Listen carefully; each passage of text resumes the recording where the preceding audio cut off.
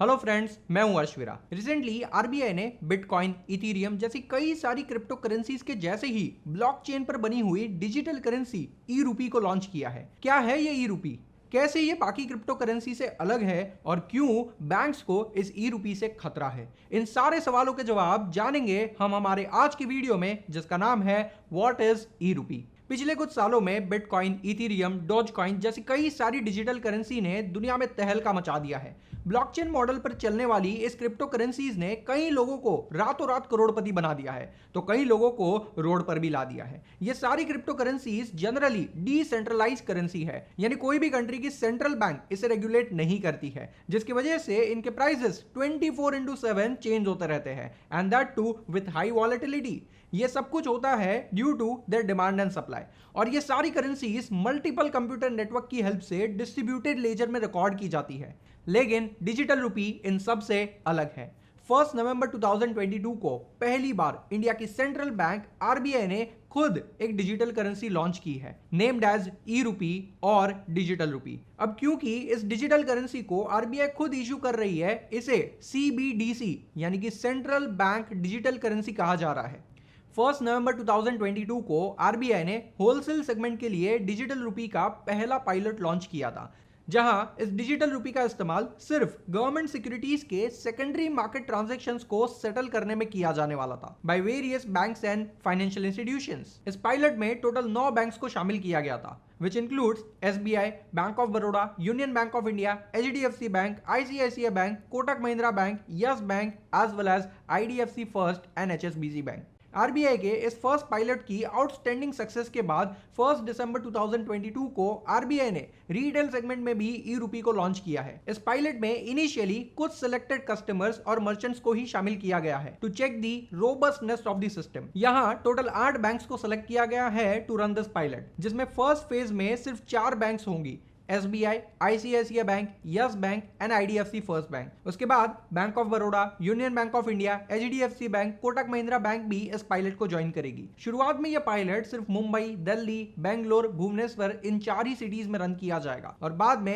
Ahmedabad, Gangtok, Guwahati, Hyderabad, Indore, Kochi, Lucknow, Patna and Shimla में भी इसे एक्सटेंड किया जाएगा। ये ई रूपी एक डिजिटल टोकन के फॉर्म में होगी, जो कि हमारी फिजिकल करेंसी को रिप्रेजेंट करेगी, और इसे भी लीगल टेंडर ही माना जाएगा। डिजिटल रूपी को वही सेम डिनोमिनेशन में इशू किया जाएगा जो डिनोमिनेशन में हमारी एक्चुअल करेंसी नोट्स होती है। Like example 10 rupee note, 20 rupee note, 50 rupees note, 100 rupee note, etcetera etcetera. जैसे हम फिजिकल करेंसी को हमारी वॉलेट में रख सकते हैं, उसी तरह ये डिजिटल रूपी को हम ई वॉलेट में स्टोर कर सकते हैं, और ये हमारे मोबाइल फोन में ही होगी, ना कि हमारे बैंक अकाउंट में। लेकिन क्योंकि ये डिजिटल रूपी किसी बैंक अकाउंट में नहीं होगा बल्कि हमारे ई वॉलेट में होगा, इस पर आपको कोई इंटरेस्ट भी नहीं मिलेगा। इस डिजिटल रूपी का इस्तेमाल P2P यानी person to person fund transfer करने के लिए भी किया जा सकता है, और तो और P2M यानी person to merchant fund transfer करने के लिए भी यूज किया जा सकता है। जैसे यूपीआई में आप किसी भी दुकानदार के क्यूआर कोड को स्कैन करके उसे पेमेंट कर सकते हो, सिमिलरली यहां भी आप क्यूआर कोड को स्कैन करके अपनी ई वॉलेट से दुकानदार के ई वॉलेट में फंड ट्रांसफर कर सकते हो। लेकिन अब आप ये सोच रहे होंगे कि ये सारी चीजें तो यूपीआई में भी हो सकती है, तो फिर डिजिटल रूपी लाने का क्या मतलब है? क्यों आरबीआई अपनी डिजिटल करेंसी लॉन्च कर रहा है, और क्यों इसके पीछे करोड़ों रुपए का खर्च किया जा रहा है? इसके लिए आपको सबसे पहले यह समझना पड़ेगा कि यूपीआई कैसे काम करता है, और क्यों यूपीआई बैंक्स और गवर्नमेंट ऑफ इंडिया के लिए एक प्रॉब्लम बन चुका है। 11 अप्रैल 2016 को पहली बार इंडिया में यूपीआई को लॉन्च किया गया था to make digital payments easy and convenient for the users. शुरू में तो कुछ महीनों तक यूपीआई पर बहुत ही कम ट्रांजैक्शन हुए, लेकिन फिर धीरे धीरे लोगों ने यूपीआई को यूज करना शुरू कर दिया। यूपीआई के easy to understand, user friendly और जीरो ट्रांजैक्शन कॉस्ट की वजह से यूपीआई ट्रांजैक्शंस में बढ़ावा होने लगा। फाइनली 8 नवंबर 2016 को श्री नरेंद्र मोदी जी ने ब्लैक मनी के सर्कुलेशन को कम करने के लिए डीमोनेटाइजेशन की अनाउंसमेंट की। 500 रुपए और 1000 रुपए के करेंसी नोट लीगल टेंडर नहीं रहेंगे, जिसकी वजह से पूरी इकोनॉमी में न्यू डिनोमिनेशंस की फिजिकल नोट्स की कमी चल रही थी, और ऐसे में लोगों के पास यूपीआई ही एकमात्र ऑप्शन था for easy payment system. Phone पे, गूगल पे, पेटीएम जैसी कई सारी कंपनीज ने इस मौके का फायदा उठाया और डिजिटल पेमेंट्स को और भी आसान बनाने के लिए अपने अपने ऐप्स को अपग्रेड कर दिया ताकि ज्यादा से ज्यादा लोग उन कंपनीज के ऐप को डाउनलोड करें और यूपीआई पेमेंट सिस्टम का इस्तेमाल करें। देखा जाए तो यहाँ इन कंपनीज को वैसे तो कोई फायदा नहीं हो रहा था, लेकिन ये कस्टमर एक्विजिशन का एक तरीका बन चुका था। जब लोग इन कंपनीज के मोबाइल ऐप को डाउनलोड करेंगे, इसको यूज करेंगे फॉर यूपीआई पेमेंट्स, तो उसके साथ साथ mobile recharge, electricity bill, gas bill, insurance premium जैसे कई सारे यूटिलिटी बिल पेमेंट्स किए जाएंगे, जिस पर इन कंपनीज को अच्छा खासा कमीशन मिल सकता है। इस सब के बाद कोविड-19 के वक्त भी कॉन्टैक्टलेस पेमेंट की वजह से कई सारे लोगों ने फिजिकल करेंसी का इस्तेमाल कम कर दिया और ज्यादातर लोग ट्रांजैक्शंस के लिए यूपीआई का सहारा लेने लगे।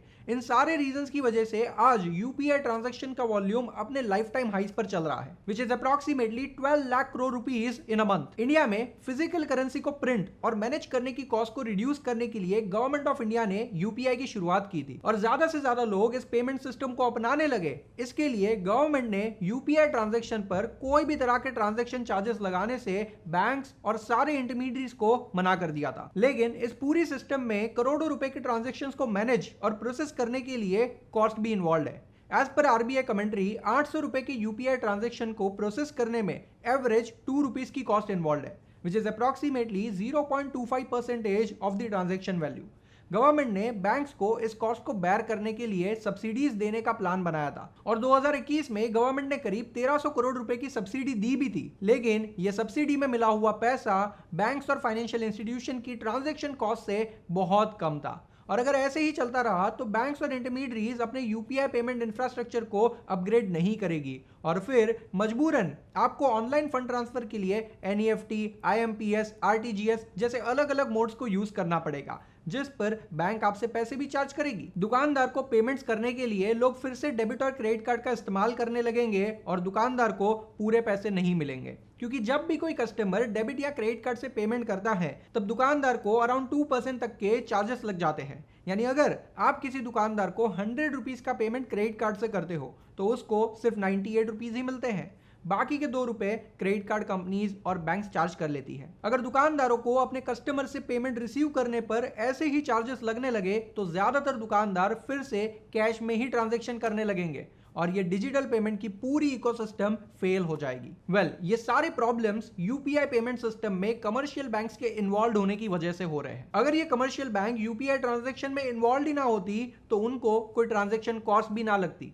इसीलिए फाइनली आरबीआई ने इसका सोल्यूशन ढूंढ लिया है, दैट इज डिजिटल रूपी। डिजिटल रूपी बाकी क्रिप्टो करेंसी के जैसे ही ब्लॉकचेन सिस्टम पर काम करता है, लेकिन it is being regulated by RBI, that is the central bank of the country. Digital रूपी को आप अपने ई वॉलेट में स्टोर करेंगे और ना कि अपने बैंक अकाउंट में, और इसीलिए इसमें कमर्शियल बैंक का रोल ऑलमोस्ट नेग्लिजिबल हो जाएगा। यूपीआई पेमेंट्स में आपके पैसे एक बैंक अकाउंट से दूसरे बैंक अकाउंट में ट्रांसफर होते हैं और हर कमर्शियल बैंक को इसका प्रॉपर लेजर मेंटेन करना पड़ता है। इसके अलावा ये ट्रांजैक्शन को प्रोसेस करने में भी कॉस्ट इन्वॉल्व हो जाती है। कमर्शियल बैंक्स ने मेंटेन किए हुए लेजर्स को आरबीआई के मास्टर लेजर के साथ मैच किया जाता है और इसका ऑडिट ट्रायल भी होता है। यह सब में एक बहुत बड़ी कॉस्ट इन्वॉल्व है, लेकिन ई रूपी में ऐसा कुछ भी नहीं करना पड़ेगा, क्योंकि आपकी ई वॉलेट ट्रांजैक्शन का सारा डेटा डायरेक्टली आरबीआई के पास रिफ्लेक्ट हो जाएगा और ई रूपी के पेमेंट्स में कोई भी कमर्शियल बैंक्स इन्वॉल्व नहीं होगी, जिसकी वजह से कॉस्ट बहुत हद तक रिड्यूस हो जाएगी। आरबीआई के इस ई रूपी के इतने सारे फायदे होने के बावजूद भी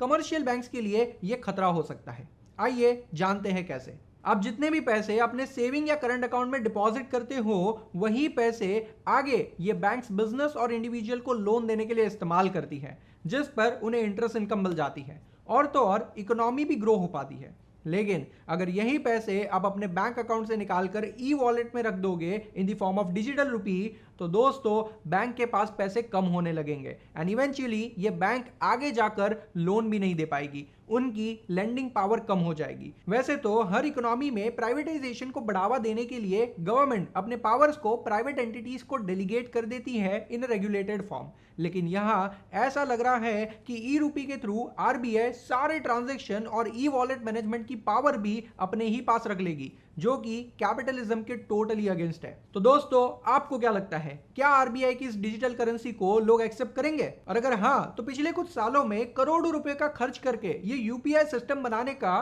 क्या मतलब था? क्या होगा इस यूपीआई सिस्टम का? क्या लोग यूपीआई सिस्टम को यूज करना छोड़ देंगे? अपना ओपिनियन हमें कमेंट सेक्शन में जरूर बताएं और अगर वीडियो पसंद आई हो तो ऐसे ही इंटरेस्टिंग वीडियोस के लिए चैनल को सब्सक्राइब करें और बेल आइकन को प्रेस करना ना भूलें। Thank you so much. जय हिंद।